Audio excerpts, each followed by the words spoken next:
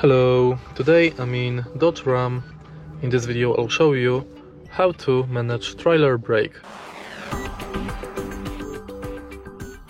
In the beginning, let's take a look at the screen display and go to settings.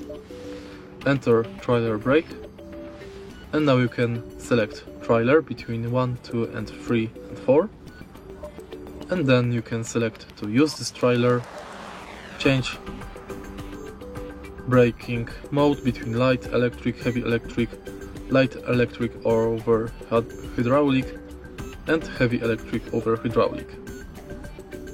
Next you can check tire pressure, set up all the tires, delete it, and in the end you can change trailer name.